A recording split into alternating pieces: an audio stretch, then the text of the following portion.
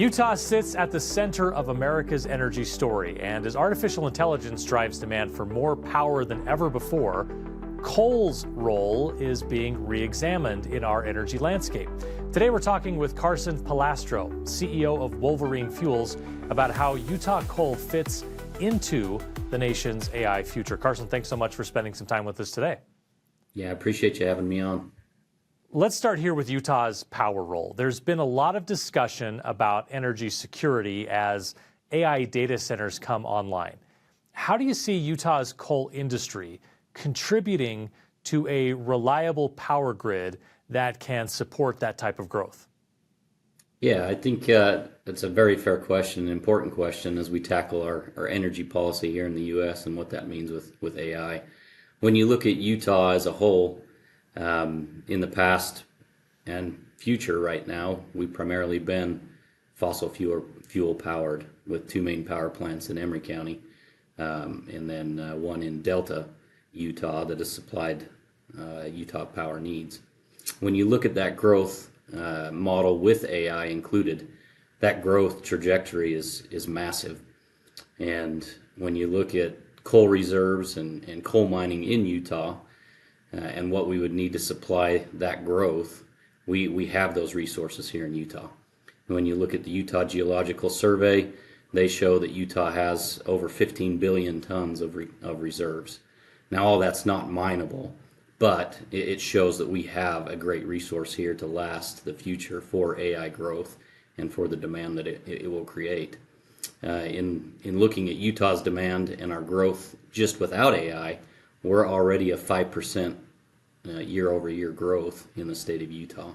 And then you tack on any type of manufacturing or AI load, it just creates more of a demand for that stable, reliable power that's needed in our... So that 5% growth is because just of population growth and we have more demand outside of business and outside of AI? Correct. So we're already growing at a decent clip here in Utah. But again, with AI included, that growth it's hard to keep up with, frankly, if all the AI were to come online. But the good thing is that the state of Utah is taking steps to try and look at that and how they curb or fit that demand profile. And one of the steps they've taken, which Wolverine has helped or at least been around to see how it's gone about, is the IPA power plant in Delta, Utah. The political officials here have pushed to keep that plant open, to keep it from closure, and to keep that power here for the state of Utah, which is critical, I think, when you look at the demand profile that's coming around with AI. We'll need that power plant, and we'll need those coal reserves to supply that for the long term to keep up with it. Yeah, coal has, of course, been the target of global warming activists for a long time, and it feels like maybe the best thing that's happened to coal in a long time is the emergence of AI, because people love AI and they start to recognize, or at least a lot of political leaders understand, the need to generate power to drive it. But what does modern coal production actually look like today at Wolverine Fuels and sort of industry-wide? Is it exactly what people picture or fear in their minds when they think about coal production? Yeah. Unfortunately, I think Hollywood's done us a bit of a disservice on what modern coal production looks like. Everyone kind of thinks of the pickaxe and the mules and some of those pictures of Hollywood movies that come out, where today it's a totally different type of mining method. Yeah, we may have been pickaxes and mules in the late 1800s into the early 1900s, but today it's very sophisticated. So we use a lot of automation in our mining systems. We use big mechanized, high horsepower, electric motored equipment to produce the coal. So when you think of coal mining now, we actually need programmers. We need electricians that understand what we call variable frequency drives, VFDs, and how they communicate to one another, because the mining system is a series of components that have to work all together in order to get the coal from underground to outside. When you look at the mining equipment we use, primarily at Wolverine, we utilize what we call a longwall system. It's a very expensive set of equipment that gets put together to mine. That it can cost anywhere from $70 million to $100 million for this longwall mining system to get installed in your mine. It produces roughly 85% of our coal, but that system is very complicated in itself and highly automated, along with the conveyor systems that we utilize to get the coal outside. So Utah actually has some of the oldest operating coal mines in the U.S. And that's, I think, for a couple of different reasons. One, because of the reserves, and two, because of the quality of coal we have here in Utah, which is fantastic. But then three, we've been efficient in how we've mined it to stay competitive, and that's due to this, highly automated, highly mechanized mining system that we have. So when you look at building a mine underground, it's really like building a city underground. You have to bring in electricity. You bring in your air that you need, clean air to breathe, right? We ventilate the mines heavily to make sure that coal dust is not a problem. Water systems, good water coming in that we utilize, but also any water we find, how we pump it out and clear it out of the mine. But then also we use fiber and tracking systems, wireless mesh tracking systems, to where we can see where every underground miner is in the mine at any given moment. And so it is sophisticated. And when you think of building a city, and some of our mines are 9 miles into the mountain, we're bringing 9 miles of infrastructure in and out of that mine to make sure that not only can we track people, but we can mine efficiently with our equipment. And when you think of infrastructure and the challenges of building that above ground, just think of doing that underground. It's no easy feat, I'm sure. I wanted to shift to AI and infrastructure. Everything we're hearing about AI is just the way it demands so much power. And it's the reason that power bills are going up in a lot of places, and it's a reason that many policymakers are thinking ahead, as you mentioned, to the kind of power that we need to generate in order to win the AI future. So how does coal complement renewable energy in meeting that kind of constant and significant energy demand? Yeah, right. So to your point, we've had a big build out in the U.S. of solar powered or wind or other renewable sources that we call it, which in and of itself has been fine, other than the fact that they are intermittent. And unfortunately, data centers don't do well with intermittent power. And nor do we as a people, but we have the baseload coal generation here in Utah that supplements that. So what we've seen here in Utah is that solar power ramps up. Some of our Utah power plants ramp down. And then when we don't have wind or solar, whether it's nighttime or the wind's not blowing, then the coal plants can bring their load back online at higher levels to complement it, to keep us steady. I think with Utah, it's worked. I think with AI data centers coming in, that is going to require more and more base load that's going to be put on the grid.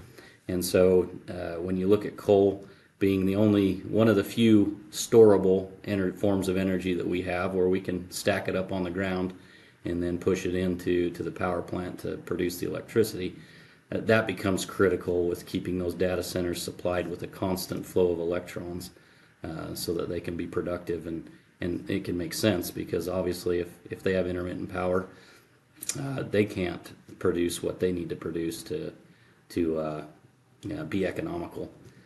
So we've dealt with and met with many companies or entities that are entertaining data centers here in Utah.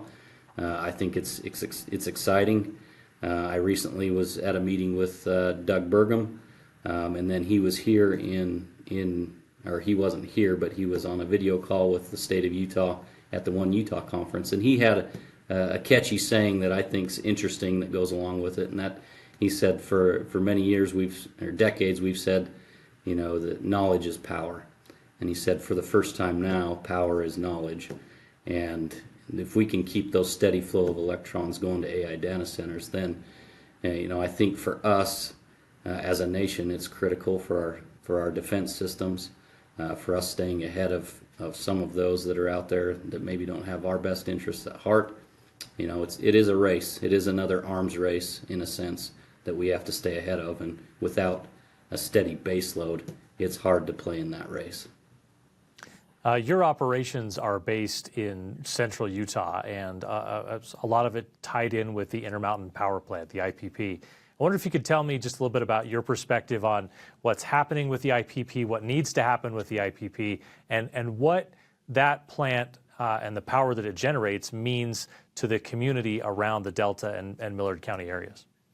Yeah, it's been I'd say a very interesting and maybe somewhat controversial topic in some parts, but I think with the IPP power plant, Wolverine has been a supplier to that plant for the last decade. For 10 years we had a contract, so it was meaningful to us and in our business. I mean, when you're supplying anywhere from 1.3 to over 2 million tons a year into that plant, that's a significant volume that plays a big part into our business.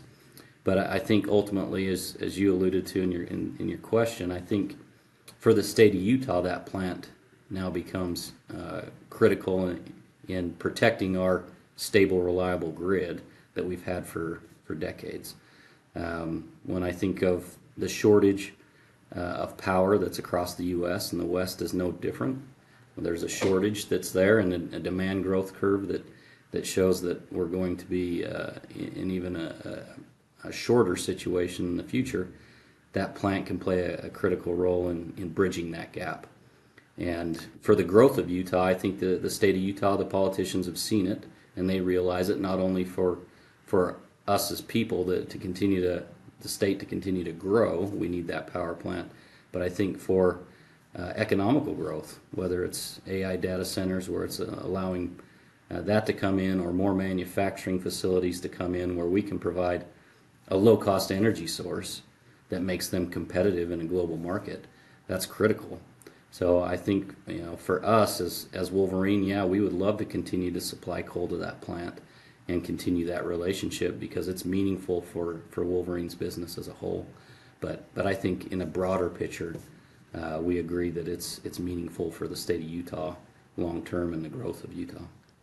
And maybe conversely, what kind of impact would it have if things don't work out there and for some reason decisions are made that doesn't keep the IPP up and operating? What does that mean for your employees and for the people who live in that area and depend on those jobs? Yeah, so I think if you look at it on a broader scale with, say you lose 2 million tons of demand, of coal demand in the state of Utah, that 2 million tons roughly equates to, 300 coal jobs, direct coal mining jobs in the state that have to be absorbed somewhere. And coal jobs, through different studies, have shown that it's about a 5-to-1 spinoff. So really you're dealing with 1,500 jobs in rural Utah that then have to be absorbed somewhere for them to stay in the area, or they have to go somewhere else for meaningful employment. So yeah, for us at Wolverine, I'm not saying here that there's a 300 job layoff coming. I'm just saying as a whole within the state, there's 300 less jobs if there's 2 million tons that's gone in direct mining. So for us, we view that as critical. That rural Utah needs those 1,500 jobs, no doubt. That's more meaningful.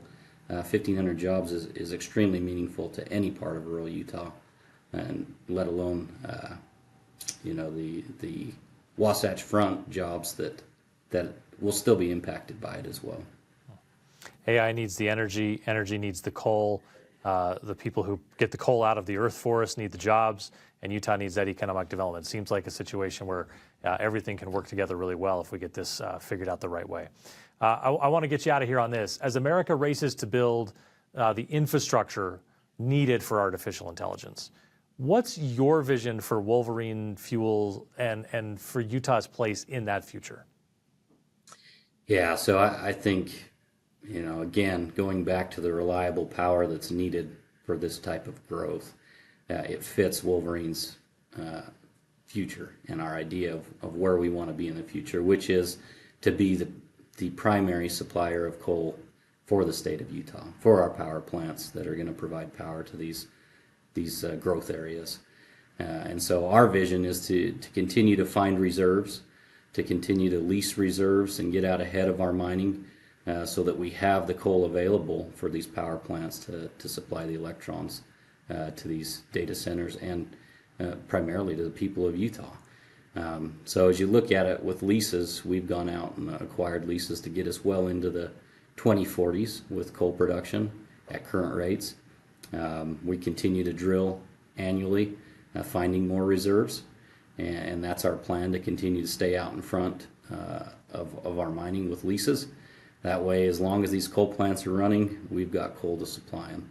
And that's really our vision, is that we work with Rocky Mountain Power, the Utah politicians, the IPP plant as it continues, and others, to make sure that we have the coal available and the power plants available to continue to supply the Utah grid.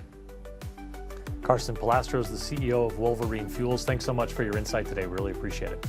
I appreciate you having me on again. You can learn more about Carson and Wolverine Fuels at wolverinefuels.com.